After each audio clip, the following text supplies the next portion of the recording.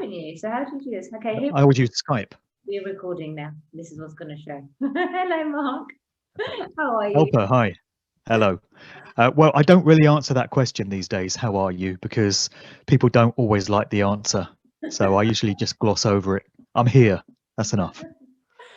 I beg to differ because I actually feel really mischievous at the moment. It's this kind of inner certainty that I have that the light really is winning. And I was listening to your very upbeat, nothing can stop what's coming podcast the other day. And I have to say, Mark, I was just saying this to you earlier on, but you have the best voice, really have the best voice to listen to. I literally, in a stand, as Charlie Freek says, everything that you say, and it has such a huge impact to myself.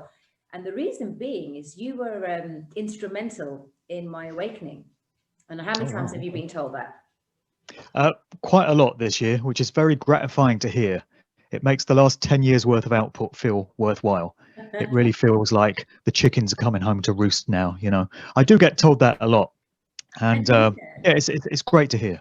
No, and I do. And I remember the very day that I was in the park taking Kenzo for a walk, and I heard this guy called Mark Devlin and Charlie Freek. This would have been around, I can't remember the date, and it just had such an impact on me, the takedown of the cabal, A to Z.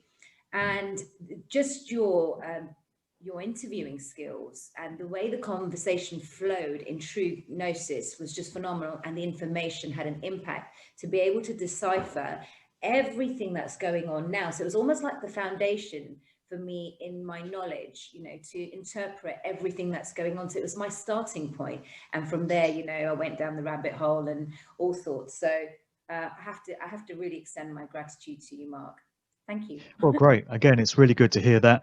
And I just see it as paying it forward, because when I started out 10 years ago on this truth lark, there were certain people that had inspired me greatly, and they got me active and they got me engaged. And I just wanted to be able to have the impact on other people that they had had on me. Yeah. And so I figured out the best way that I could reach large numbers of people.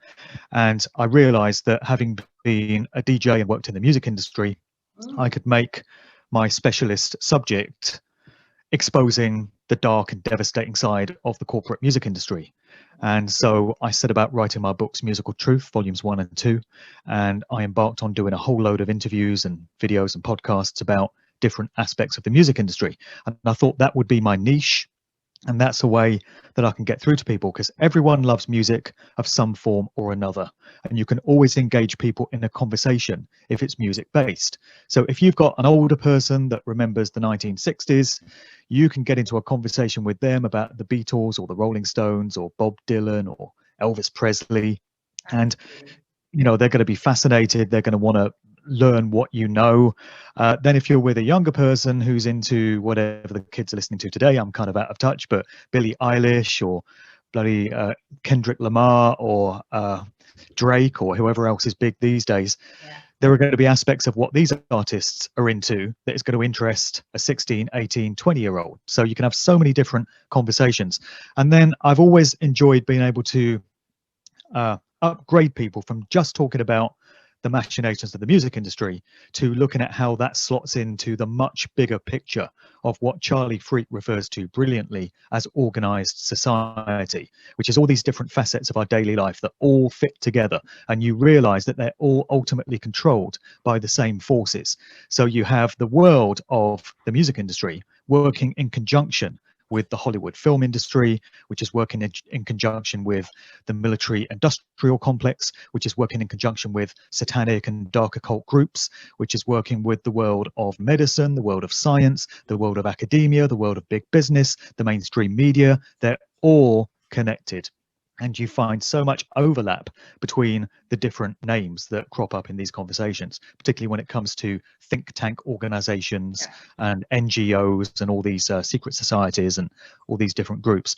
So it's been very effective for me to engage people in all kinds of conversations by starting them off talking about music. And with my 2 books, Musical Truth Volumes 1 and 2, they both end on what a lot of people will think will be a surprising note, because I leave people with messages that are rooted in natural universal law, the workings of the cosmos, the true nature of this creation, the true nature of us, our true power, human consciousness, and how that could be applied to situations. People might not expect to find that at the end of a book talking about the Beatles and David Bowie and all this, but I wanted to demonstrate at the end of those books how all these subjects are interconnected. And this year, I've found myself doing very, very little research into the music industry and speaking about it very little, because I've had one or two other things on my mind and one or two other distractions taking up my time. And so on the plus side, that has enabled me to get through to, I would say it's now in the tens of thousands. Tens of thousands of people have contacted me since March of this year, telling me they've discovered my work and telling me my messages have resonated with them. That's tens of thousands of people that are now on the path to truth that otherwise might not be if it hadn't been for this scamdemic. It's millions. I'd say it's millions. And the reason why I say millions is because that particular podcast, the various versions that they've made on YouTube and used your voice and Mark's and Charlie's voice, but it's reached so many people. So I'd say it's not that tens and thousands, it's millions. And I'd like to sort of extend what you've said about how everything is interconnected, 100%. Everything within the music industry to the entertainment, film, Hollywood. I was absolutely shocked when I found out stuff in March. For me, that's when it was like, just like, wow, I had no idea. I was very clueless. Yeah, I was in my own little bubble and living in my own sort of cocoon world where I was just, gazing at the stars, exploring spirituality and dealing with myself from inside. And I say this time and time again. And then when I was exposed to all of this, it was just a shock. And, you have come such a long way in such a short period. Yeah. Incredible. I mean, and yeah, and it just felt very natural to just contact Charlie Ward and just to say, hey, listen, I've been listening to some of your stuff. I commend you. It's brilliant what you're saying. And I'd like to sort of talk about it with you as well. And then it's just been, we are where we are now. But what I found is I focused a lot on what was going on in the US. And I kind of feel that because I don't watch the news here, I don't read any papers, I listen to different music. I've grown up with all the music that you've just mentioned, and I love it. And you're right, music is food for the soul. It has such an impact on us in various ways, whether be it the lyrics or the frequency that the music is playing at. And when I was actually writing the title of this Zoom, normally it's just Alpa and Mark Zoom, and I just deleted it and I said, hey, Mr. DJ, put the truth record on, because I love the journey that you've had. And I've just, to be fair, I listened to you here in the UK and just a few others. So, you have to understand how much of an impact you have, and you must go on, and you're very honest. I love that. You're very raw and you're very honest. You also, combat the days where, the truth about how you feel when you're not feeling right, when it doesn't make sense. So, I extend that back to you. You've come such a long way with that. And so you're here, and that's balance. And I think it's great that you're exploring the consciousness, etc. But for me, with paying attention to what's happening in the UK, that's why I was really looking forward to, wow, I've just been seeing some light across you. Mm-hmm. Wow, I just saw this light that just went across on top of you. Wow, it could have been something through the window. Oh God, I hope that. Maybe a truck went past with a light on it or something. I don't know. It's the halo. That's what it is. Maybe it's a sign from creation. That's a much better explanation.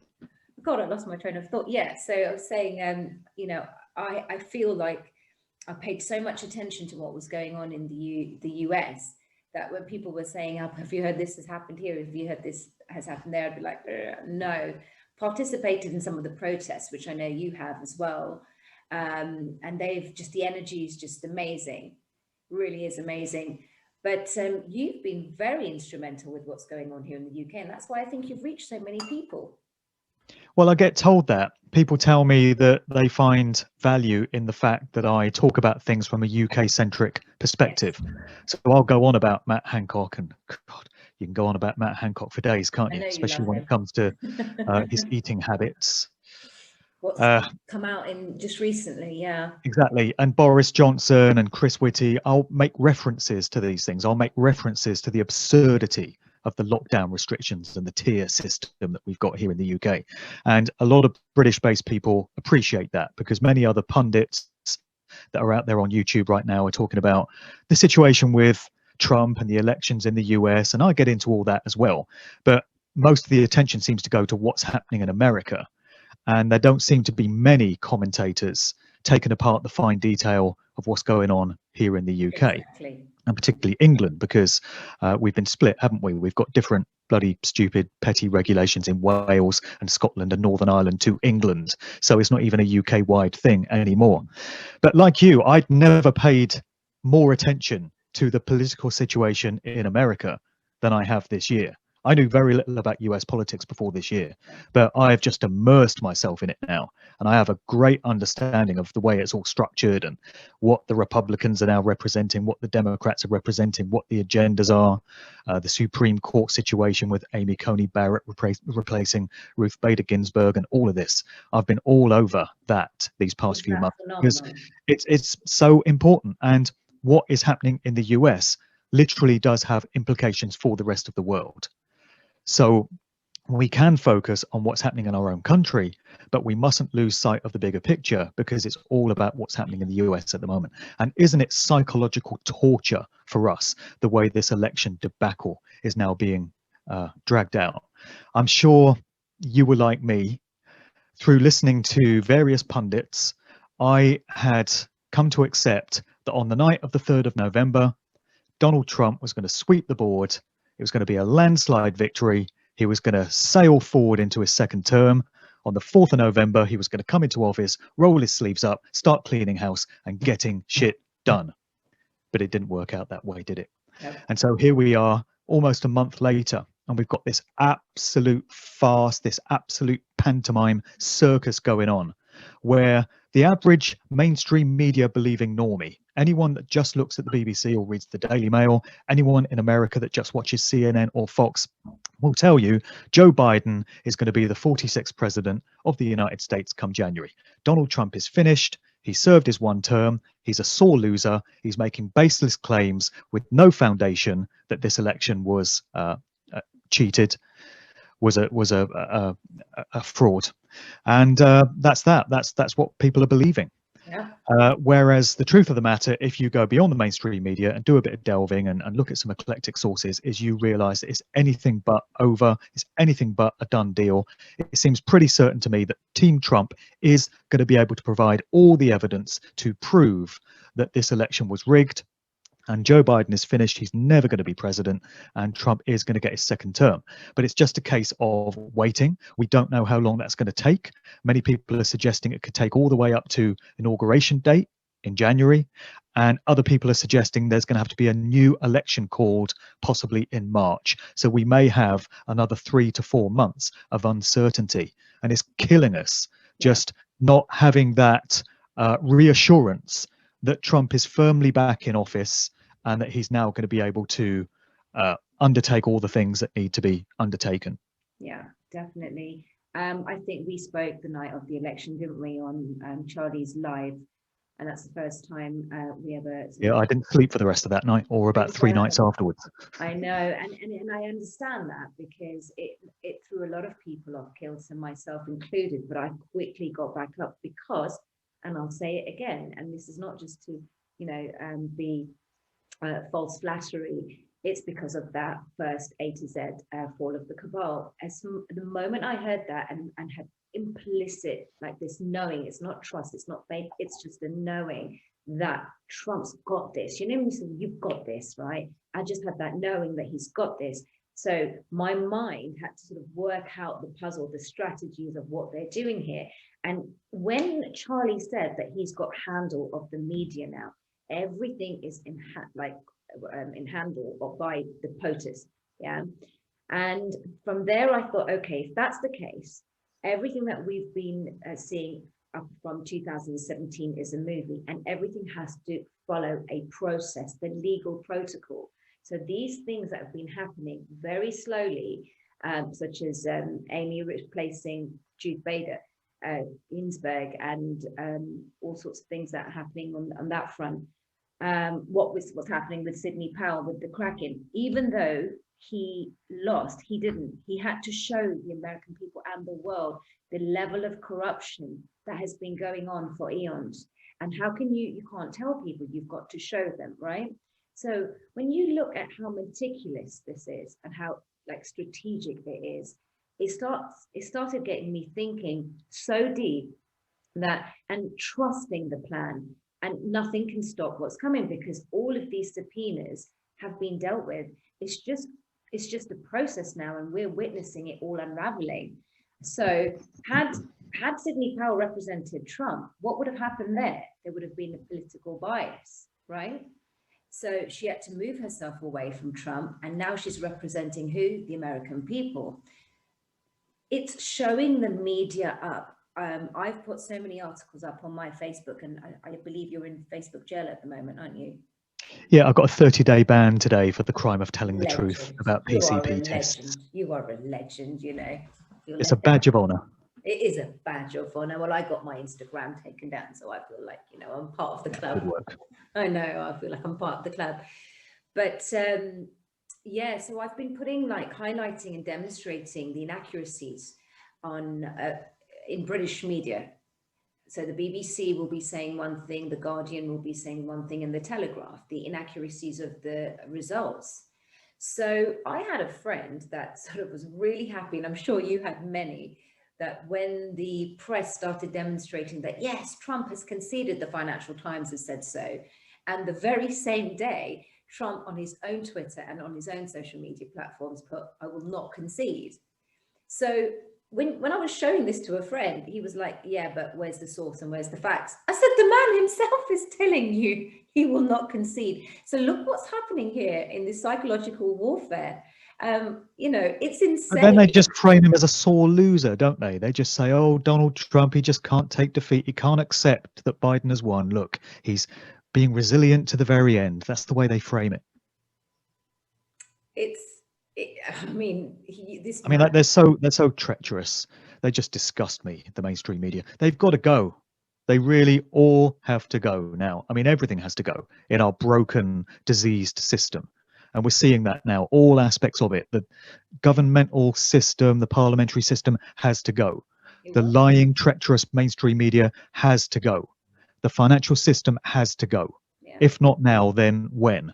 And it's all, you know, it's just not sustainable. It cannot continue in this way. I don't know what it's going to look like when the mainstream media goes down, but clearly they can't continue. And if it can be shown in the US that the mainstream media out there has been lying and misrepresenting the truth about the elections and about the political system there, then it won't be long until their equivalents in the UK and other countries are going to follow suit, because they've all been singing from the same hymn sheet. Yeah. You know, they all take their news from the same sources. It used to be Associated Press and Reuters, these two news agencies, and they would feed out the stories to all mainstream media outlets around the world. And I've worked in a radio newsroom, so I've seen this. I even mentioned it in my Cause and the Cure, my recent novel, which I set in a radio newsroom in 1990. It's very strongly autobiographical. And I've got scenes there where the reporters in the newsroom are getting ready to go down and read out the news bulletin on the top of the hour. And all they do is rip a sheet of paper out the printer that's come through from independent radio news in London, and they just read out what's on the sheet, you know. And there's this conversation I've got between the different reporters in the newsroom, and somebody's saying, you know, doesn't it bother you that some of this news might not be accurate? And the other person says, what do I care? Our job is just to read it. Our job isn't to look into it. We just get paid to read it. And that's the way the mainstream media operates. They just parrot and regurgitate whatever they're told to by their higher ups. There's no investigative journalism that goes on. There's no unbiased, independent scrutiny of situations that go on. So we're seeing that the whole time. I'm really trying to keep the faith with this whole thing. And the narrative that you just outlined there, I'm very familiar with it. The suggestion that we're watching a movie play out, everything is in hand behind the scenes, but the general public has to be made to see the evil and the lies and the deceit, and to experience it for themselves, to know how corrupt this system is, so that they will concede that it does all have to go. But being a researcher, I am entrained in needing verifiable proofs and information before I can entertain any wild claim. And a few people have kind of criticized my lack of faith in certain things that they've said in recent times. They've said, you just got to trust the plan, have some faith, Mark, just hang in there and just have faith that it's all going to turn out okay. But this goes against everything that any kind of professional researcher is taught to do.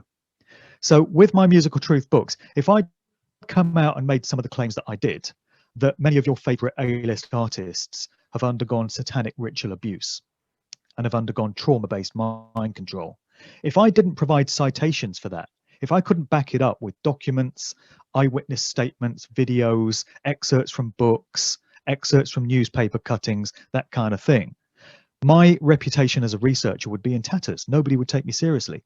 Those books would not have been successful because people would have said Devlin's just pulling this stuff out of his arse. There's no proof or backup for it.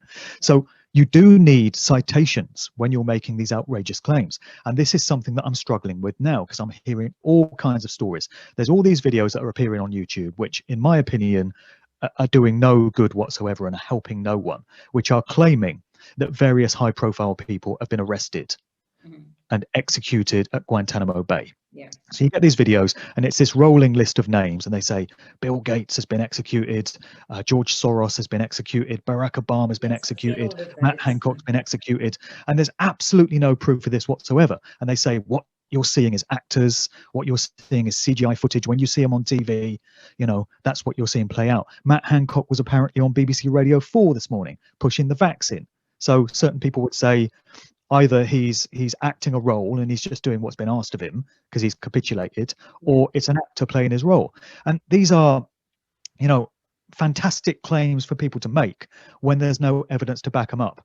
And I would be only too glad to find myself in a situation in a few weeks where I have to put my hands up and say, I was wrong to doubt. I can see now that all of that was absolutely valid. I stand corrected. I was wrong. I would be only too happy. I want to be making those statements about all of this. I want to have to admit that I was wrong to doubt. But until I see some evidence, it remains everything that's being said in the realms of speculation, hearsay, and opinion. Yeah. And I've been drowning in speculation, hearsay, and opinion this year. Because I don't know if you've noticed, but everyone's got an opinion. Everyone has an opinion. And I think I staved away from posting all of those ones about the arrests. I understand, and I definitely have this inner knowing that this is happening and has happened. However, like you correctly said, that people do need evidence. And if you are in the sort of left side of your brain, then the righter side, this is now trying to get us back into the middle. Yeah, so I hear you and I accept that, because I'm not entirely left-brained. I really am someone that has a foot in each camp. It is, but we do. I'm quite logical and analytical by nature. Yeah. But I also am in touch with my spiritual higher self. That's what I was about to say. This is the spiritual war. And because we've been so far removed from Godhead in society through the wrong teachings of organized religions. Yeah. So we've been so distracted from the real truth that we're having this mayhem, and the perpetrators, of course, as you rightfully said, you can't wait to see the media like literally drown in their own muck. Yeah. But going back, sorry, I'll finish off this point, but going back to one of the points you made about the media, and if, let's just say, this is all playing out, I wanted to ask you a question about that. What are your thoughts of how this will play out? What will happen to the echelons of these liberal, arrogant establishments that have been really instrumental in the brainwashing and the indoctrination of how people think? And we know that. So we have to put up with that. That's the biggest enemy. The arsenal of the media have really been responsible for the way people think and feel. So people are not researching correctly. We're privy to so much information right now. We're in the information age, but the reliance on these establishments, because it comes from them and the accreditations that they belong to, when you look at the org chart of the media companies that essentially belong to only 6, and they come under the umbrella of the Bilderberg group, you actually, for me,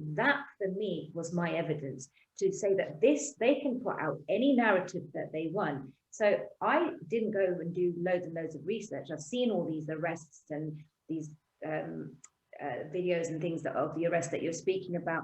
I have come across a few good pundits, as you call them. I think one of them is Monkey Works, that just shows all the flights that are going to Gitmo in the last 2-3 weeks, which has been quite, well, why is that all of a sudden? Why is there We this? just need to know who's on them, don't we? We just need to know, but the full disclosure will come. How it's going to come, there's a psychological warfare here. So we can go, I go into my left brain as well. I need to see facts, not so much figures. I'm not mathematically minded, but I need to sort of see things because I have an analytical mind. I embrace the other side and I embrace the left. So we go and, oh yeah, left brain, left brain, left brain. Something wrong with that. Yeah, it's the culmination of both, and then synthesizing and synchronizing the sort of imbalances between the two. And here we are in tandem, in equilibrium. That's my sort of way of thinking. So you spoke about the spiritual side in one of your, Nothing Can Stop Coming. And I love that. I love how you embrace that cynical side of yours, because it's important and we must question things. And this is what's teaching people to do that. So you are on the path of truth. You are with this whole, yes, you know, all the people that are bad, like Matt Hancock and everyone else in Hollywood that have been implicated. But we now need to start seeing this. So we have, you know, digital warriors that are posting things about the foot bracelets and the ankle bracelets that are going on. But these pictures I've seen from May. I saw a lot of these ones like in May this year, I think it was. So I take all of that with a pinch of salt. I do feel that this has happened. Remember, if you watched any of Charlie Ward's earlier shows, and he talks about the subpoenas and all the sealed indictments that have taken place a long time ago, even could it not be then that the people that are implicated are also playing the role in acting out and doing their bit? So, for example, you've got, oh God, what's his name? Alec Baldwin. He's openly berating Donald Trump and all the actors that are at the moment. We as truthers deciphering the truth and seeing where they sit with this. Are they implicated? Are they under house arrest? Have they got some kind of involvement in all of this? We have to sort of play guesswork games, right? So this is always more questions than answers. Yeah, there's always going to be those questions. But for me, when Trump lost, I had that. I was really happy. I felt like quite buzzing. Like I thought, oh, this is going to unravel another part of the story. I did feel a little. You know, he's not going to really lose. We do. And nothing bothered me about my friends. I mean, the bombs I got from my friends, because I was literally like a Facebook assassin. I was putting all the memes up of Trump on my Facebook, saying like, you know, in super confidence that this man's going to win, right? I know he's going to win. And I didn't say how. I didn't say how he was going to win. And it was that innate confidence. So I got like my phone the very next day. So many people were saying he's won, right? Yeah, Alpa, when are you going to give up? When are you going to give up? I said never. So it's that, you know, for me, this level of uncertainty right now, I'm just letting it roll out as it's meant to, and enjoying this journey and finding the humor in it. But I do agree with the points you've made there. We need evidence now. So look at all this stuff that's popping up about Matt Hancock and his £50,000 at the ping pong, what was it? Ping pong. Bong bongs. Bong bong. I really hope there's going to be researchers all over that, because this can't be allowed to fizzle out now. That is pretty damning for anyone that's looked into Pizzagate and is familiar with the names and the terms and that aspect of the narrative. You know, we can't let this one go now. It appears to be a lead. Yeah, no, definitely. And but it's all been happening in America now, and isn't it interesting how it's now we're getting these revelations about our own country? So here in the UK about Matt Hancock, they're all involved. This is, if we look at the world as an org chart, the same thing has been happening in every single country, because this cabal has been running the show for years. Phoenician families have been running it for years. So to deal with that many psychopathic adversaries on a global scale, let's think about it and put it in perspective. It's an arduous task. I mean, Pretty big job, isn't it? A massive. It's infiltrated every corner of society.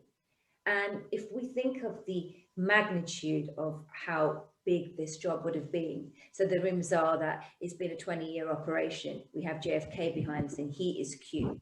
Yeah, might get shut down for saying that. We hope. Yeah, we still need the evidence on that. Sorry. Yeah, we do, and I hear you on that, and I really do, because as in like it's in our nature as Brits, you know, I mean, myself included, you know, I need to know the facts as well. But suddenly when I embraced that sense of knowing, it was an energy. I can't explain it, Mark. It was just this sense of, and I think that's primarily because I was on an inward journey for 2 years, and that really, really helped to understand this spiritual war that's taking place. Yeah. Well, I'm kind of with you on that, because I feel instinctively the same way that you do in terms of how things are going to pan out. I feel that it is all going to turn good. I feel that this is humanity's opportunity to take back its freedom and to start living on its own terms, and to shake off this evil psychopathic control system, this parasitic force that's been with us for probably thousands of years.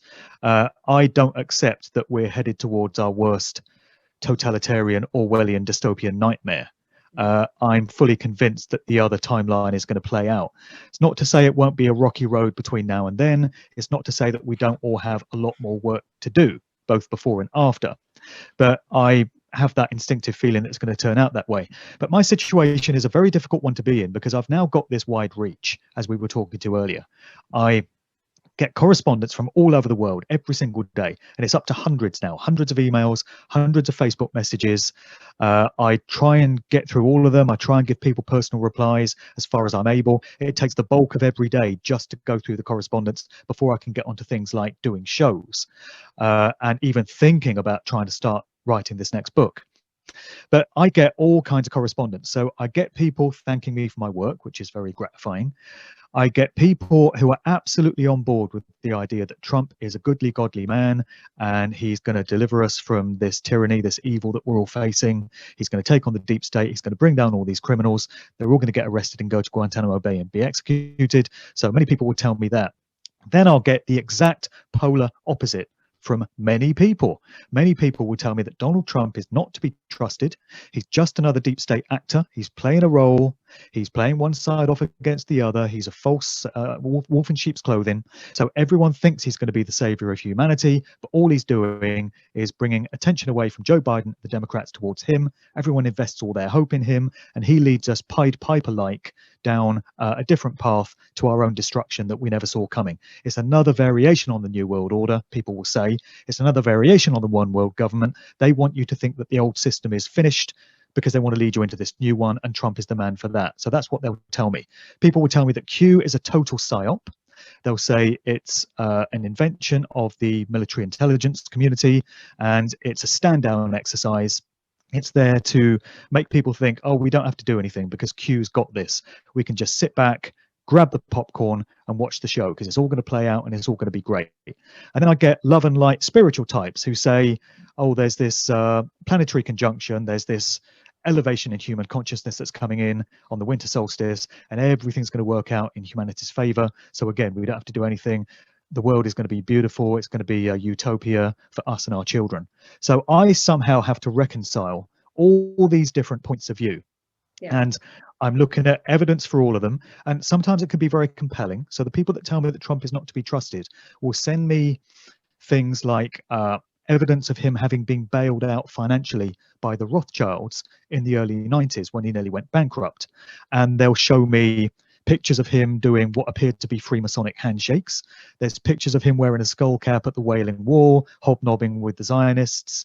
There's Jared Kushner, his son-in-law, who's a rabid Zionist, and he's married into the family. And people will say, you know, how many red flags do you need to show that this guy is not what you think he is? Yeah. So I have to take all that on board and balance it with all the stuff I'm getting from the other camp And people will say, Donald Trump's a humanitarian. He's got a track record of doing good works. He's a kind man. You know, he's foregone his presidential salary because he doesn't need it. He's done lots of great work. He hasn't started any wars. He's improved the situation for Americans no end. The economy is in good shape. The COVID scam was sent along to try and derail his chances in the election. So I'm weighing all of this up and trying to make sense of it. I've got the doomers as well, the doom mongers, the doom and gloomers that send me all this devastating heavy stuff. Just this morning, my inbox was full of it. Oh my God, the vaccine's coming. And have you seen what's in it? It's going to kill us all. And we're not going to be able to go on flights and go to restaurants unless we take the vaccine. So I have to look at all of that. And I have to weigh that up with the people that say, no, it's all a show. It's all an act. It's just optics. It's all playing out. Everything's been taken care of. We're just watching the show play out now. It's the uncertainty of it, which is psychological torture. And we have it the worst of all, us truth researchers, because we have looked at all this devastating stuff. We know what's behind the Agenda 2130 plans. We know what the World Economic Forum Great Reset is all about. We know what the vaccination plans are all about. We know about the Georgia Guidestones. We know that Bill Gates is a eugenicist and he wants to eliminate vast swathes of the population. So the average normie out there watching the BBC Evening News and reading the Daily Mail, all they've got to worry about is a bloody virus, which is nothing compared to what the likes of us have to worry about if we take on board all this information. So mine is a very challenging role in trying to reconcile all this stuff and bring it all together. And that's why I very rarely go out on a limb in my videos and say, this is definitely going to happen. Yeah. Trump's going to win the election on this date. By this date, JFK Jr. is going to reappear. By this date, Obama's going to be executed at Gitmo, because I don't have that certainty. Yeah. And I don't have the certainty the other way either, that other things are going to happen. So I'm someone that will quite often say, I don't know. I don't know how things are going to pan out. I think you were going to ask me a question there about how I think the downfall of the mainstream media is going to occur. And I'm going to give you a disappointing answer because I really don't know. And I think this is another reason why people have found so much value in my video output of this year, because I am very honest. I am very candid. When I'm having a bad day, when it's all getting to me, I let it show. I mean, it shows on my face more than anything. But I'll also be very honest about the fact that I don't know about certain things. I don't know how it's all going to pan out. I feel intuitively in my heart and soul that everything's going to work out eventually. And this isn't our darkest hour, but I have no idea what the fine detail of it is going to look like. And I think most other people are like that. They have no idea either.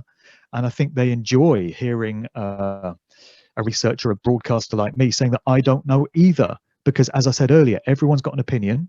Everyone's putting dates on things and predictions on things. And how many of those predictions have actually come to pass? When people have said this is going to happen by this date, how many times has that actually happened this year? So I've given up listening to these things now, because if someone says, oh, this is going to happen on the 20th of December, well, let's wait until the 21st and see if it did, shall we? Because we can have so much hope invested in these things. And I've got my hopes up so many times this year based on what certain pundits have said. And then those hopes have been dashed. And as I say, we're several weeks now after the American elections. And all we have is a world of confusion where we know nothing more than we did on the 3rd of November about how it's all going to go. And I mean, that is a brilliant map of every possible mental kind of outlook on where people are potentially at. You've kind of categorized everyone really, really well. You know, the truthers that are like the fairies, that are like everything, love and light, love and light, love and light. You've provided us a beautiful broad spectrum, and that's the reality, and that's why I love you. It's brilliant. And my favorite are the doom mongers. And the doom mongers, yeah. I mean, we're British, of course we love the doom. They try and outdoom each other. You know, somebody will say, oh my God, have you seen what's coming? I've just discovered this document. Somebody else will say, it's worse than that. It's worse than that. Have you seen this? And they like to be the one that gave you the most dreadful, doom-laden outcome. They want to outdo the next man on that. Yeah, I love that. I love the doom mongers. You see, and I'm with you on each and every single one, because I think about it pragmatically like that as well. And I don't ascribe to any specific dates. I did in the first few weeks when I was like, oh my God, oh my God, oh my God, oh my God. I did too. Yeah, very much so. What sentences? I was expecting JFK Jr. at Mount Rushmore, 4th of July, expecting him to walk out. No. Then that I literally kind of went away from that. I went, see, I guess speculation could be, let's just wait and see. So I then employed that attitude, let's just wait and see. However, that didn't take me or negate me away from the actual bigger picture. Yes, I've heard all of those stories about Trump, that, you know, he's actually, this is, you know, two sides of the same coin, they're just spinning each other off. And I did think about that. But what I focus on is like what's going on with me and in my own world, and how I allow anything to affect me. And the reason why I say this is that we, as a single person on our own entirety, we can have an impact on people, and it'll be like a little rippling effect. So like so many people send me lovely messages saying, and like I'm sure you do, Alpa, thank you for what you do, thank you for what, you know, what you do. Literally, what am I doing?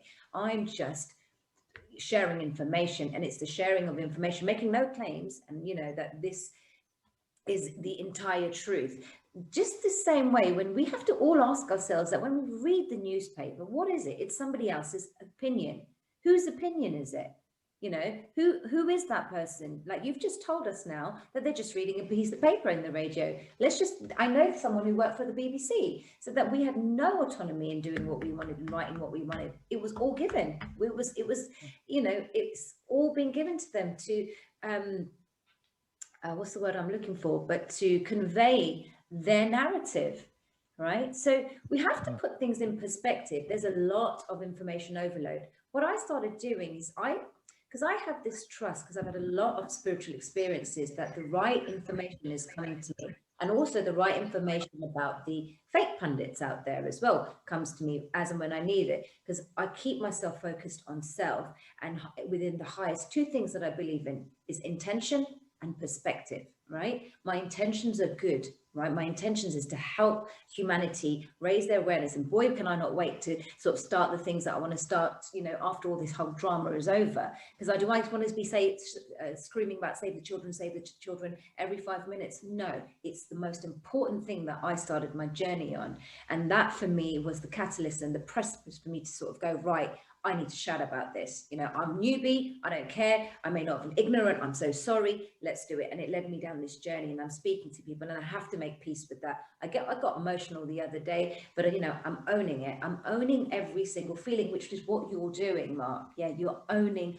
every single part, because you're a whole person. You're not a sum of many parts, you're a whole person. So you're balancing all of these different emotions that are being thrown at you, and rightfully so. What I try to do though is to sort of not get so concerned. I get so many people sending me so many things, and it gets too overwhelming for me. I do respond to messages. I leave personal voice notes to people, because I first of all can't type for ages, but I will leave a little voice note just to say thank you for the message and whatever, and I'm with you, I'm the same as you, you know, I'm not God. I'm just a humble person, and I'm on the same. Let's hold hands together in unity consciousness. This is going on in the world. So it's taking time. It's taking time for things to unfold. So we talked about whatever happens in America is going to start rippling effect everywhere else. Now, the Matt Hancock story for me was an affirmation, a confirmation, that, okay, it's beginning to move in the right direction. Slowly, we have been spread. What do you feel about how that came to be reported in the mainstream? Do you feel that was reported out of innocence? You know, the reporter in question just got this story about Matt Hancock spending thousands of pounds at this restaurant called Bong Bongs, and he thought, oh, we better report this. Or do you feel there was an element of disclosure there for those in the know that would recognize the different symbolic elements of it, and it was a way of kind of letting those with the eyes to see know what he's into? How do you feel about that? So again, going back to your first conversation with the NSA, they have it all. They have everything. Everyone has their part. Everyone's going to get their little claim to fame and get is what I feel. Because if that's information where they've got proof, yeah, and we are playing out this story, how did it come into the media? Just as it's supposed to. How did all the information come out about Harvey Weinstein? I know people that know Harvey Weinstein personally, and it's a completely different story to what we've heard about him in the news. And Epstein, there's loads of rumors that he's still alive. Right. So all these, for example, the Netflix videos that are being made, we know that they're not a correct representation of the true story. Who owns Netflix? Who are controlling these narratives? Yeah. So the Matt Hancock story, sorry, I digress. The Matt Hancock story came to me only a few days ago. I'm a part of this WhatsApp group, and they've got great information. And then I'll go ahead and look at it and say, oh, okay, that's happening. All right, this is all starting to now start. The breadcrumbs are getting a bit bigger. more and more breadcrumbs are being thrown at us. So we look at some of these news readers. We had Tucker Carlson. Do you remember? Did you follow that story with Tucker Carlson? Well, I've seen a lot of his broadcasts, and he's saying all the right stuff. Yeah, so he's saying the right stuff. And then there was this episode about him and Sidney Powell, because she didn't give the information that she claims that she has to a journalist on his show, and he had a bit of a hissy fit and threw his toys out the pram. Do you recall that? Oh, I didn't see that. Yeah, so for me, when I was trying to decipher and interpret intuitively what was going on, so because when I saw Tucker, something was kind of like this noise that happens in our gut. I was like, something's a little bit off here. And he was really articulating himself very well. The narrative was conducive to what the public needs to hear, right? To question things much more appropriately. So I was like, this is brilliant, because it's going to evoke thinking in people, because it's like, should it be this? But why didn't it happen like this? Should it be like this? Whereas our news just talks about how bad Trump's hairstyle is. You know, he's got fake tan and distorts all his pictures and just says he's a wicked man. I mean, right down to the fact where my little cousin of 6 years old said, telling me that the teachers tell her how bad Trump is and he's an evil man and I hope he dies of COVID. I mean, so look at what's happening with. I mean, that's got to tell you something, hasn't it? I mean, absolutely. I mentioned earlier that I'm sort of on the fence with Trump, but I'm more in the camp that he's a good man, and you know, we can trust him. And something to reinforce that is the way that he's been treated in the media. He's been absolutely savage, absolutely demonized consistently by every mainstream media outlet since he first came on the political scene. They weren't doing this to him when he was on The Apprentice, when he was a businessman and a real estate tycoon. As far as I can make out, he got good press back in those days. But the minute he entered the political scene, he's got absolutely savage. So either it's a very elaborate and very far-reaching psyop where they've been systematically giving him bad press to create the impression that he's this maverick, he's this outsider, he's this free spirit, or the reason he's getting all this bad press is because he is all of those things and they are afraid of him and he is a threat to the system. So it tells you something the way he's been treated in the way he's been reported, I think. Definitely. Trump triggers many people, and whatever triggers you is the disowned parts of yourself. And I'm not saying that, oh, you know, everyone's like, oh, he's a narcissist, Alpa, how can you like, he's abrasive, he's a bigot, he's a racist. Like, just listen, you've swallowed a tabloid. They're just like, come to me when you've got a rational argument, yeah? Because everything that you're saying is just swallowing, you know, was it the Financial Times, is it the Guardian, was it the Telegraph? These echelons of liberal, pseudo-intelligent establishments are what have turned people into complete ignorant imbeciles. And I say that openly, and that's what's happened. However, I've removed myself from trying to judge people because they're on their own journey. They're on their own script. Before I was getting really worried and why is this friend of mine not, just like I'm providing the evidence and they're just not listening to me. They're just completely dismissing anything that I'm saying. So there was that kind of hurt there because this is somebody I know, they're not giving me a chance. I've got rid of all of that, but it was a part of our, it's a part of all of our growth games. We're all growing in this to see how strong we are, to see how determined we are, to see how far we can go, because somewhere inside, surely all our inner antennas are telling us something hasn't been right. And if Trump is all of these negative things, well, he's playing a very good role, he's a very good actor, but my heart doesn't believe any of it. And that's not because I'm being like, you know, all like airy fairy about it and just think that, oh yeah, I've got a point to prove. It's not about that. For me, is I kind of dissected it this way. Why has there been a sudden, why is there so much noise over the last year, obviously, with this whole scamdemic, where all of these things are coming out from the woodwork, such as the child trafficking? First of all, that was the first. It's everything now. Yeah. Then all the things about then how that connects to exactly what you said right at the start. I love how you map things up, but that is brilliant. Yeah, because the stuff about the satanic pedophiles, and then you see about, it takes you down so many dark places, all of that.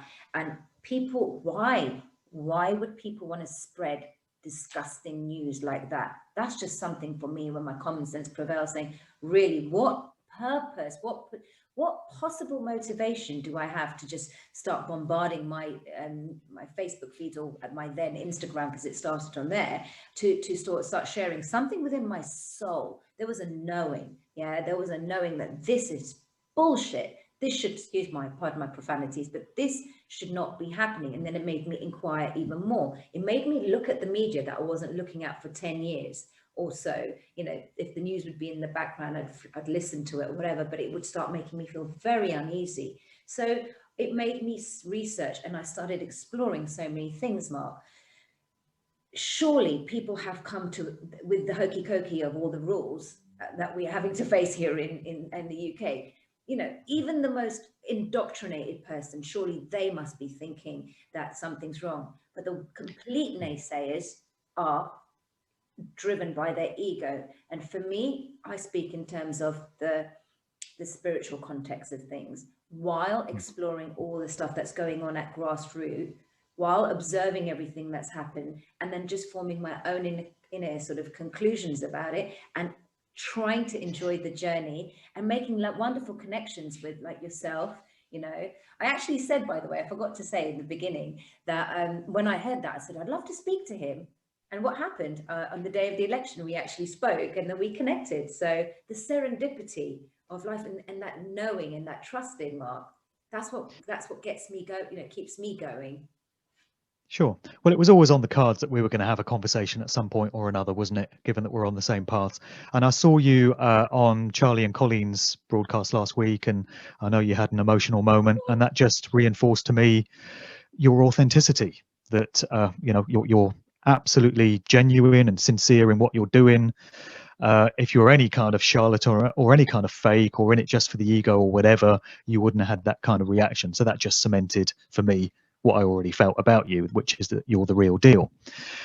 There's a real polarity between different members of society in terms of how they're reacting to this scamdemic, I'm finding. Just to give you a topical example, an anecdote, I had a windscreen repair guy here this morning to replace my windscreen because it had a crack in it. And I had a little chat with him because he started the conversation by saying, how's this old COVID malarkey working out for you then? And I thought, this is the basis for a conversation. And I said, well, it's all a massive scam, of course, and it's been hyped out of all proportion. And he said, yeah, it's funny you should say that. A lot of people have been saying that to me.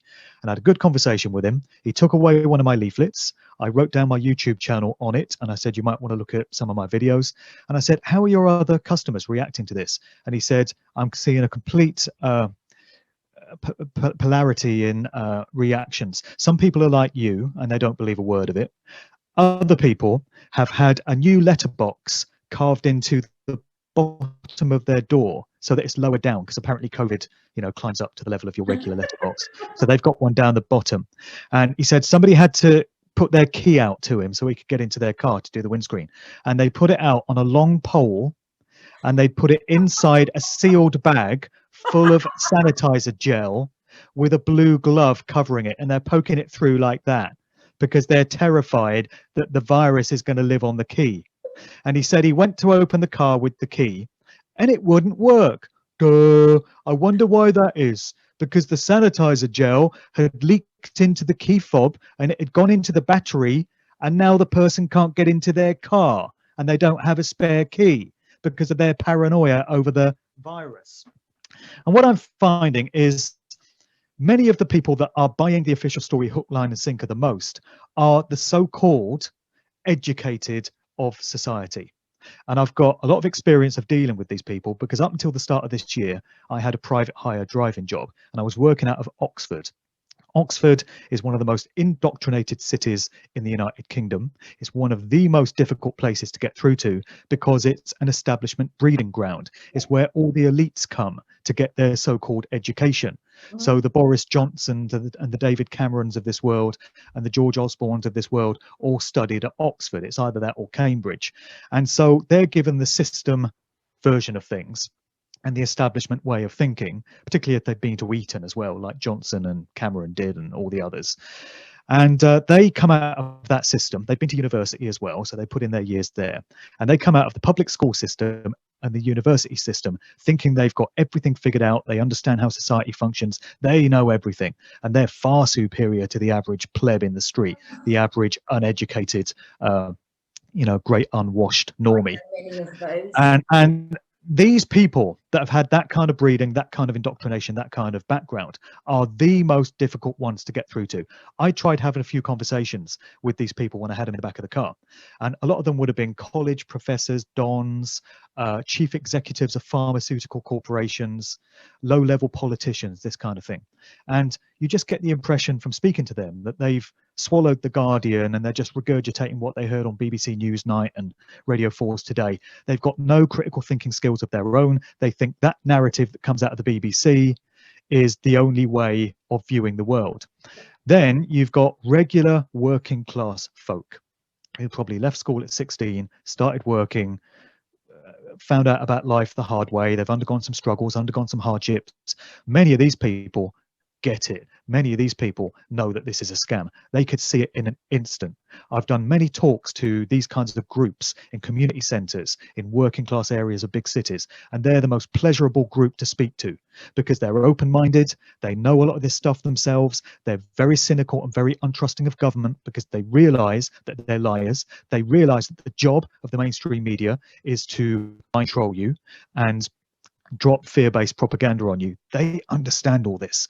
So these members of society are often looked down upon with contempt, and they're what the eugenicists would like to wipe out. They're what the eugenicists see as the great unwashed, the seething masses. They're the ones that they feel have no purpose and they want to get rid of them. Yeah. Whereas they, to my thinking, are the ones that get it the most. Yes. The educated idiots, I doubt they'll ever get it in this won't. lifetime. And I 100%, first of all, thank you for sharing that story. That was just really funny because I've experienced a few of those personally, and with this, hilarious and tragic. And tragic, and that's exactly the word I was going to use, because it happened to a friend of mine, and she was absolutely having kittens about the whole situation with the virus and how, like, she's got vulnerable parents, etc.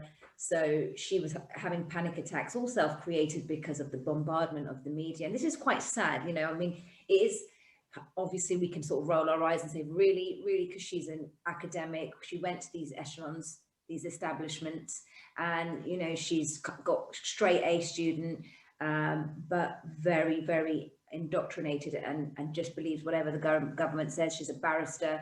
And she was so convinced that she'd got the virus that she self-isolated for 11 days, following what the World Health Organization was saying and what the news was saying. And I decided to say, hey, I'll come over and get you an ice cream. It was in summer, and so off I went, and I sanitized the ice cream because I know she's very, it was one of these twister ice creams, and I gave it to her through a window. Well, it's one of COVID's favourites. That it loved living on those. Yeah, but I sanitized it just for her because I know how. I just wanted to go and see her stop driving yourself mad. She had a mask on in the room, and she was convinced that she had it. She was her 11th day, and then when I left, she bombarded me for a few hours and said, I think you've given me the virus. I broke down. I literally broke down there, and then I thought, wow. What about her mask though? If the mask worked, then Yeah, no, I know, but she was because I put it through the window, right? And I said, here you go, this was just I love you, stop this now, come in. I'm just trying to just say, come on, be strong, like you're the strongest person I know, or I thought. But it's a very sad state that what's happening here, and I'm not laughing this, I'm not even, it broke my heart to see someone who I love so much to be that indoctrinated by this. And it kind of made me angry as well, because this is the issue that we have. Everything that you just spoke about earlier, that's the problem. That it's almost like a spell has been casted on them. Yeah. And this is what it is when we look into it from a spiritual context. They are so deeply, it's like really a tight screw that it's just so difficult. It's rusty and you're trying to unhook it, unscrew it. But this is what's happening. Everyone is just, those sort of people are so heavily indoctrinated. It's sad. It's tragic. But what do? How do we handle that? We continue in our truth. Yeah, we carry on and you kind of let them get on with it now, because enough is enough. We can't be responsible for the awakening. People are on their own journey, but the more we all collectively raise our vibrations in that mentality of unity consciousness, we're all, together in this, I'm seeing more and more people waking up every single day. That surely should tell us something, to feel us, to help keep us motivated and inspired. But it is tragic. This is what's going to happen to all of them. Who knows? And I've got to a point of I don't care. I really don't care. Can you imagine how these people would feel as and when this scamdemic gets completely exposed for what it is, and they realize that we were lied to by all these traitors, these pedophiles, these Satanists, and that the mainstream media was deliberately creating fear and were putting out propaganda. They were artificially inflating figures. They were knowingly lying to us. Can you imagine how these people are going to feel about all those months of their life that they wasted locking themselves away in their houses, living in sheer terror, not seeing another human being, not seeing another member of their family, walking around, scurrying around afraid when they venture out of the house, putting a mask on, putting a visor on, jumping out of the way of people on the pavement? How are they going to feel about that when they grudgingly are forced, because they're going to have to be forced to acknowledge that this whole thing has been one massive lie? And then they're going to realize that the likes of us, who were demonized in the media as irresponsible, anti-maskers, anti-vaxxers, COVID deniers, these people putting everyone at risk, granny killers out there helping to spread the virus, these wicked people out there at these protests, not social distancing, helping the thing to spread, when they realize that actually we were trying to tell them, and we were trying to help them, and we weren't out there doing great harm. We were trying to negate the harm and let people know where the harm was really coming from. Those are going to be some very harsh realizations for people to come to, and it's going to happen at some point down the road.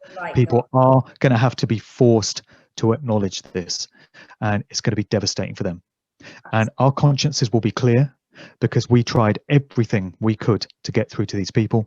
And you're right, people are waking up at an exponential rate. I put my video out last weekend called The Art of Patience, where I mentioned that I'm not renowned for my patience, and things aren't happening quick enough as far as I would like. But yes, I have to acknowledge that they're happening. And I think in a previous show, you mentioned that you were at the Hyde Park demo in London very early on. What was it, May? Something like May? I think it was the very first one here in the UK, and it would have been June, July. I thought I was at one in May. I certainly went to one of the early ones. I think it was May. It was in Hyde Park Speaker's Corner, and it was absolutely pathetic. There were about 50 people, a couple of people with banners, some guy with a what was that? It wasn't for the children one, no. Or was it? No, this was an anti-COVID one. Right, yeah. And it was pathetic, 50 people and a dog, you know.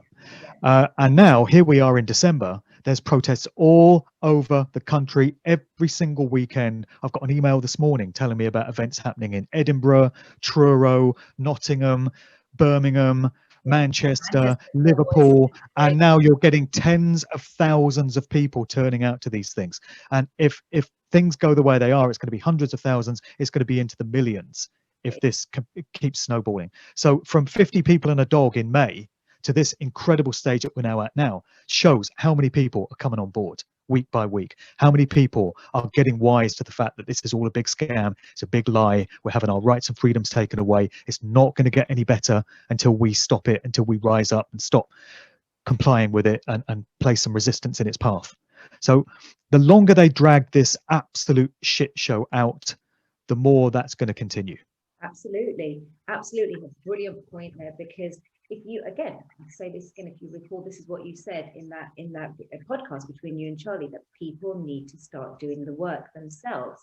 You were saying that there will be, when people start waking up, revolutions have to start happening. And that's what's happening. And that's what's happened. It started off with a small, but it moved so quickly, exponentially, like you said, 100%. And this is the awakening of the masses. Now, a very important point is that when we mix the spirituality to the 3D, what's going on at 3D, we are moving into the age of Aquarius, which Aquarian represents truth and justice. So really nothing can stop what's happening, because the planetary influence, the energy is is supporting it. It's supporting it. We've had very bad planetary alignments over the last 10 years. And we've had so many planets in retrograde this year. It's been heavy stuff. Now, I'm no expert on astrology by any means. However, again, it's like I'll listen to something. I'm not someone that just listens to so many things because it just overwhelms me and my energy. So I really have to take my sort of a step back from all of this because it is overwhelming. But we are at such beautiful crossroads right now. We're crossing over to the other side. And what's going to happen? There's going to be casualties. Of course there are. I'm realistic about how this is going. I'm not going to just say, oh yeah, once Trump wins, we're going to be skipping in the park. We all have to do the work. We all have to do the work individually in our lives and say, like, okay, where is it that I'm being triggered here? Why is this happening within me? What do I need to identify within myself? We're co-creators of everything that happens in our lives. We're responsible for our script. We chose this path. I chose all of this. I chose all the lessons. I chose my parents. I chose my soul. Yep, I'm with you on all that. Yeah, I chose all of this. Therefore, victimhood has to go. We have to really rise up within our own, like as Charlie says, our Kundalini rising, but I say to be the powerhouse that we are, the spiritual badasses that we can be, and own our stuff. Like what I find so inspiring about you, Mark, is you own your shit. You own it publicly. Now that is guts. Yeah, that's guts, right? Because you're like, well, hang on a minute. Yeah, I'm not going along with everything. Great. It's a balance, right? You're creating that kind of like that whole wholesomeness about you within yourself that, you don't get it right all the time. You don't know everything. You're questioning all of these things, but you're still rising. You're still continuing to get up every day and fight for this truth that you ultimately believe in, right? Yeah, well, I've got kids, so anyone that has kids just has to do this for their sake. And people say to me all the time, oh, it's great what you do, Mark, it's fantastic. And again, it's very gratifying to get that feedback. But for me, what I'm doing is not that big a deal. I'm just doing what I recognize to be right. I'm standing in right action. I'm listening to my conscience and I'm doing what it tells me to do. And I can't really comprehend why everyone isn't doing this in some way, because we all have a propensity towards what we know to be right action. I think humans are inherently good in nature. We know the difference between right and wrong. We resonate with the teachings of natural law because we all know ways in which we don't want to be treated, and we know that we shouldn't treat others in that way. I think we come in with this inherent understanding within us. So we know that what's being done to us now, instinctively, we know that it's wrong. We know that it represents evil, and we know in all good conscience that we can't just sit back and allow that evil to run rampant. That's what motivates me to do what I do. I do it in my own way. I've got certain things I'm good at. I've got certain things I'm not so good at. I think I'm good at doing podcasts and videos and writing books and doing speeches. So that's what I do. Other people will have different skill sets, and there'll be other things that they're better at than me. And I just don't really understand why everyone isn't doing something to expose this tyranny, this evil, this agenda, and to get the information out to others and to encourage people to resist, to come up with ways of fighting back against what's being done to us. It's no big deal to do it. It's just what you need to do. So it kind of disappoints me that there aren't more people out here doing this, because the internet should be absolutely awash by now with millions of people putting this message out in their own way, reaching people in their own way, and not just leaving it to a small select few, because that's what I always see happening. All the work is being done by a small number of people. Yeah. And then people want that small number of people that are already doing everything to do even more. Yeah. Yeah. So I get emails all the time. Oh, you should interview this person, Mark. You should mention this on your video. You should talk to this person. You should look into this document. You should research this. Well, maybe you should do it. How about you do it? And you come back and tell us what you found, instead of wanting people that are already doing this, yeah, and already have an overburdened workload to do even more. Yeah. So bit of a rant here, but but you may get this as well. I'm sure you get it. Alpa, you should look into this. Alpa, you should speak to this person. You know, for me, and I look at everything again. Here's my little sort of fairy mode now going to go on. Like, for me, sense of humor is the utmost important thing for me. Like, in terms of my my attitude, and I look at things and I can brush things off quite quickly. Not all the time, because I do sometimes sort of like punch people a lot in my mental space, and I'm like, really, did you just really say that? Like, really? And I go through like a little movie in my own head, and when I turn it into a bit of a comedy, it just sort of dissipates the whole thing, and their sort of anger or any kind of annoyance subsides very quickly. And I'm trying to master that, because this journey is super. I'm loving it. I'm loving the revelations that are coming out. Obviously not the good things, not the bad things, sorry, but the good things. I'm absolutely seeing that how people are coming together and in embracing each of the friends that, you know, are coming out from the woodworks, and people joining in unity, having that kind of good spirit. The ones that you're speaking about, why aren't they doing this, or why aren't they saying anything? There's two things there. They actually don't realize this is actually happening. They literally don't get what you're doing. They probably just think that you've turned into a complete like psychopath or something. Well, I'm more talking about the ones. I'm more talking about truthers. You know, people that have woken up. Yeah. But all they're really doing is just keeping an eye on alternative media sites and watching YouTube videos. Yeah. That's really all they're doing. Yeah. It's these people that need to be contributing something. They need to be getting on the battlefield. Yeah, I know, and I hear you with that. But everyone is on their own journey. I feel. I think that they may not have that kind of inclination. They're not kind of geared that way. You know, they don't have that fight in them. And it's not to say that they're right or wrong. It's just where they're at mentally within their own lives. Yeah. And it's a lot of people I speak to that write into me that are just too afraid to say anything, just because of the repercussions, and it's too much and too overwhelming. They know the bad stuff is happening. That doesn't mean that they're not doing it. They're doing things in their own way, maybe in their action within their own family units. Yeah, by trying to educate. Well, I mean, that's something. If they're speaking one-on-one to people and trying to influence family members and friends, that's something at least. Yeah. But people that are scared to speak out, is the future that we face if nobody does speak out not scary? Is that not a terrifying prospect? If we all just sit back and do nothing, what's planned for us, whether or not it plays out, as we said earlier, you know, we both feel that things are going to turn out well in the end. Yeah. But what they plan to do to us is bloody scary. Yeah. And I hear you. Far more scary than what might happen to you. You know, your boss might not take kindly to you saying certain things on Facebook, or your mum might not speak to you. You know, it's a bit more scary than that. Yeah, but it's just the awareness, the magnitude of what's happening. They don't even realize just how serious it could have been. I'm still saying it could have been. They just don't get it because they're literally sheltering themselves with the information that they make themselves privy to.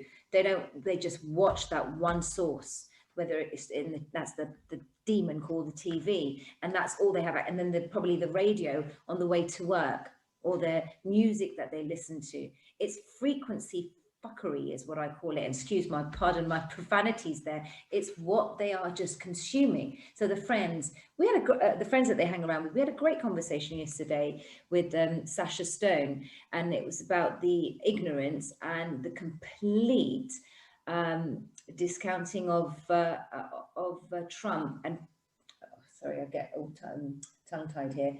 Trump in the spiritual community, and how spiritual bypassing and ego is becoming a big thing. So this lady reached out to me and said, look, you know, this is what's happening within my community. Just because of my political choices, I'm being out by the community. And all I'm trying to do is saying, hey, look at another narrative. And we had a wonderful show yesterday with Sasha, where this kind of spiritual ego, it happens in the spiritual communities as well. It's egos. Everything's to do with our egos. Right, wrong, you're this, you're that. We've got to get away from that conceited type of thinking. You know, I have this this condition called fibromyalgia, which I don't talk about, and I've never talked about on live on any show, but I'm doing it now because it's happening to me. I have a bit of cognitive impairment. Sometimes I lose my train of thought very easily. Because of this widespread pain that I have on my neck. So I start kind of like losing my train of thought. And I got so ridiculed initially when I was doing my first few videos. because I was just going off on a tangent, and I can feel myself doing it. This is what we do as society. We try and see, like, we don't see the good in everyone. We need to try and, like, also unanalyze things, you know, and let you see things for what they are, and come to a place of no judgment. And that for me has really helped with everything that I'm trying to do. The anger's there, but it's conducive, and I get triggered. I get really triggered at the best of times. But you know, all of this stuff where people, I think we're what, 8 months in now, Mark. We've got to focus on ourselves. And yes, we're doing our bit and contributing to history. And you've got to feel good about that. You know, like, what side of history are you on? Your children are going to be proud of you, and you're doing what you can, but we cannot control everything. We can just plant the seeds, and people can listen. If they don't, that's their choice. That's their script. We're not responsible for people's karma. They're responsible for their own. That's the way I look at it. And I think it's wonderful that from the 50 people that you went to at the Speaker's Corner that were there at this protest for this pandemic, scandemic, and look at how much it's grown worldwide. So surely that gives us the faith, that gives us the actual results, the you know, the fact that people have woken up at that rate. That just gives me so much satisfaction. And that's what I hold on to. I see how things are unfolding on a day-to-day basis. And I'm also focusing on the other side of this. Like, what are we going to do? Are we going to condemn those people that are that behave this way to us? No, we act from a place of love. Obviously, inside there's going to be a part that's going to be, told you so, right? And we can revel in that glory for about a minute or two. But what do? We hold them. We hold space. We hold space for people. And you know, fine, if they don't like you, if they don't like your show, Mark, or if they want to give you this, it's just one option. Don't watch it. Don't watch me if I trigger you. We are going to be the cleanup crew, aren't we? The mop-up crew. When the you-know-what hits the fan and all these revelations come out, particularly if it becomes public knowledge, what's been going on with the children, the adrenochrome industry, children being kept captive in these underground tunnels, and it having gone on forever. And some of the famous names that are involved, household names that you know, people are going to be losing their minds if and when that kind of information breaks the surface. They're going to be having mental breakdowns. People are probably going to have heart attacks, seizures. They're just not going to be able to handle it. And those that survive are going to be so mentally traumatized. They're going to need a lot of healing, a lot of counseling, a lot of guidance. And it's going to be the likes of us that are going to have to guide them through that process, because we've had a lead in. Well, in your case, not much of a lead in, just a few months. You know, I'm 10 years deep into this. So I've had 10 years to get used to the idea of what goes on with children and the absolutely mind-blowing scale of child abuse and institutionalized pedophilia, satanic ritual abuse, all of this. These are horrific subjects, but I've done the dark night of the soul with those. I've been through it, I've accepted it, and I've dealt with it. And everyone else has yet to deal with it if these revelations come forward. So how things are going to look from this point forward, I have no idea. I just don't know how it's going to, what it's going to look like. But even if Team Trump don't come through, even if there's no Q the way we've been told there's no Q plan, and even if Trump doesn't take down the deep state cabal and take down the mainstream media and send all these criminal politicians and Hollywood actors and such off to Gitmo for execution, even if that doesn't happen, and I'm still holding out hope that it all does, then there's still hope to be had from what you've just said there, the exponential snowballing rate at which people have been waking up to the scamdemic. And we can use the protests again as a good example, from 50 people and a dog in May to hundreds of thousands now at the end of the year. Can you imagine if they tried to drag this COVID shit show out until December next year, 12 months on from now? I mean, it's just not going to last that long. They would not be able to keep it going that long, because it's unsustainable. It's falling apart at the seams with every passing week. More and more professionals are coming forward. Politicians are coming forward and calling it out. Lawyers are coming forward and calling it out. Legal cases, common law cases are being brought against the governments of the world. people just in their own experiences they've had in hospitals with the healthcare system, experiences they've had with maybe a loved one dying in a care home and them not being able to see them, experiences people are having with the absolute ludicrous arbitrary nature of these lockdown restrictions, people that have lost their businesses, their livelihoods through all of this. It's just not going to be sustainable. And if they tried to drag this out for another 12 months, by that point, you're going to see millions upon millions upon millions out on the street. And they're going to be dragging Hancock and Johnson, if they're still around by that point, out into the middle of the bloody square and lynching them from the nearest tree if they try and drag things out that long. So we've had all these hints, mainly from Johnson, that this thing's going to go on till spring. So this tier system that we're now in England, he said, this till Easter now, folks, at least, the spring. And it just seems to me that it's already been decided that around March, April, they're going to start to wind this thing down. And that's probably going to happen in conjunction with what's going on in the States, because by March or April, this election fiasco has to have been resolved. It has to have been publicly acknowledged that Trump has got his second term and that Biden is finished. And when Trump gets his second term, I feel very confident that COVID, as he's hinted many times, is just going to disappear like a miracle. It's just going to go away. Yep. And when it goes away in America, it's going to have to go away here as well. So I'm thinking by March, April, this COVID thing is going to be unsustainable. We'll probably be told, oh, the vaccine's been so successful, the vaccine has eradicated the virus, so now we can start to get back to some relative normality, How many of those have you met? People saying what vaccine? Yeah, the people zealots. The reliance on the vaccines. But surely now, with all this stuff, us conspiracy theorists, and even the good old Channel 4 that made had a documentary or something about the Q conspiracy movement, and I put it up on my Facebook, and how a lady came forward and said, I followed Q at one point, but it's just a deranged, dangerous conspiracy theory. If that's all it is, why do you need to make a documentary about it? It was a documentary or some kind of broadcast on the actual channel.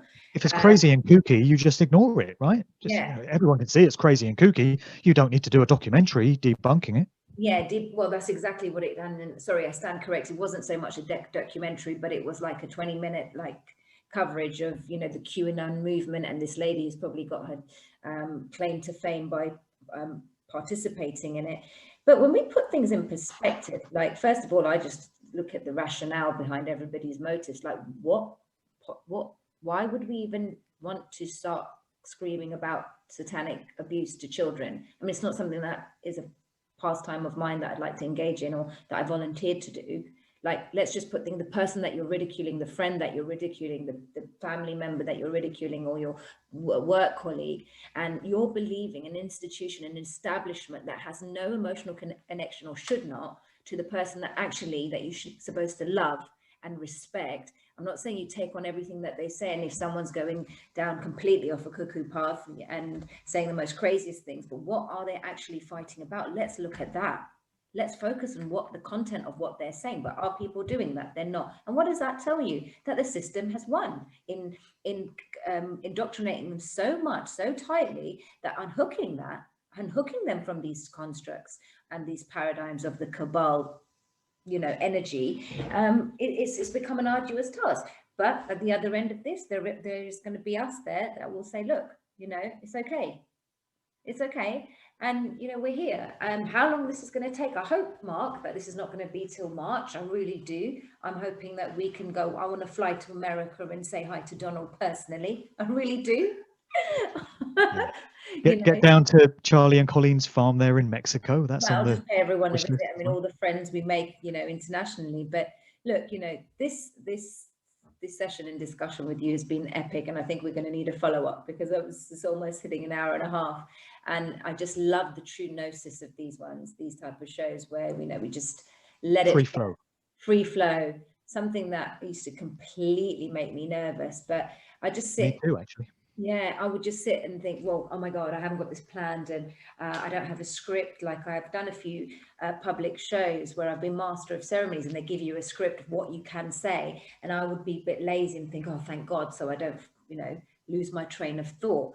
because if I get nervous and stuff, I completely start rambling on. Right? So, but I just love the authenticity of these shows, and I love the fact that we can really discuss things authentically and yeah, speak our truth.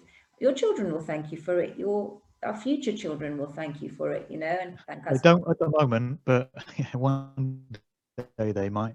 Yeah, and They just think Dad's this crazy guy that goes on the internet and rants and raves and doesn't have a proper job. And yeah, maybe one day they'll see what I was they doing. will, and we have to look at ourselves in gratitude as well. This has not been an easy journey for anyone. That's so many people that are coming out, be it whether they have their shows or not. That's not all about having these shows. I mean, it took me ages to just even set up my own YouTube channel. I was just like reliant on all the people that I spoke to that they would have it on theirs, but a lot of their channels got taken down. So like, you know, my videos weren't there. So look, it's the ones that are also talking about it in their local communities, in their WhatsApp groups, the ones that are barking about it on their social media, maybe don't want to sort of talk about it, whatever everyone's doing within their capacity, they're doing something. And even if it is the ones that are messaging you saying, hey, listen, I see everything you're doing, Mark, thank you for what you're doing, they're doing their bit by opening their eyes up to this. So it's beautiful, the whole sort of synchronicity of all of this, and it's just kind of like a whirlpool. It's just growing and growing and growing, and it's just the love, it will expand. And I just, you know, I'm an eternal optimist that way, that love will win, truth will win, God, whatever you believe in, it's the higher power will win. You know, it's a funny thing because I'm not an optimist by nature. I'm very cynical and jaded and world weary and sarcastic in my approach to life. And I've historically been more a glass half empty than a glass half full person. But in this, I'm going against my own character traits because I really do feel that we're going to come through this, and, you know, humanity's greatest moment is awaiting us. I just cannot accept that evil is going to have its day on this one. And all the evidence that I'm seeing is suggesting that it's crumbling, it's failing, it knows it's failing, it's getting desperate, it's in its death throes. And I'm feeling uncharacteristically optimistic about things. It doesn't mean the days are easy to get through, because we're still prone to the anxiety, we've still got the uncertainty of it all. I'm a planner by nature. I'm someone that in any normal year, by this point, December, I'd have the first 6 months of next year mapped out. I'd know where I'm going to travel. I'd know what gigs I'm going to do. I'd know who I'm going to visit. I can't do that anymore. You can't plan anything anymore. And what you were saying just there about just getting on a plane and flying to America, how much we've missed these things that we took for granted before. You know, I used to enjoy traveling. I used to enjoy going to overseas conferences and speaking there and going to gigs and just going out with people socially and planning family holidays. And I can't do any of that at the moment. And I'm really missing all of that. And we just realize how we take these most basic aspects of our lives for granted. And when they're not there anymore and it's out of our control, it's very hard to deal with. But yeah, I'm taking an optimistic viewpoint on this long term. And I'm feeling that 2021 is going to be a much better year than 2020 was. It might take the first few weeks and the first few months of it to get going, but by this point next year, we're going to be in a very different place to where we are now, and it's going to be far superior beyond our wildest dreams, hopefully. Yeah, well, at 2021, it makes it a number 5 year. So 5 is just like the number that indicates change. And I think 2020 has been literally what's lifted the veil of illusion, this whole, not illusion, but deception that we've been, you know, having in our lives. 2020 vision, metaphorically, what we aspire to have. And 2021 is where everything's going to start changing. Everyone is going through something within their lives, some sort of inner journey, some kind of, you know, self-realization that, hey, this year has just been tough on them in whatever way, but it's doing something, and it's the precipice of change, that's for sure. And we just have to continue to rise in love. And next year, when all this has been put to bed, we'll have the party of the century. I can't wait for that. We'll have a 3-day massive bender. I'll DJ for about 12 hours straight. Can't wait for it. Definitely, and I'll be your first guest. Mark, I really have enjoyed this. This is just, I've actually really wanted to speak to a fellow Brit, a friend, in this journey, because it is, like I said at the start, I just felt like I went to the, you know, States. I went right, I've just been there, I've been watching what's going on there, and I feel like a little bit guilty, to be fair. You know, I don't know what's really, I haven't known what's going on at ground level, and you've really helped me with that. So thank you, I've really enjoyed today. And we're going to do part 2 to this. I know people will like this. Great. Well, I've really enjoyed it as well. I think it was definitely worth doing. I found a lot of value in chatting to you today. Wasn't having a good day today, but the conversation has lifted me. So appreciate you having me on. Yeah, we'll do a part 2 for sure at some point. Thank you, Mark. Thank you.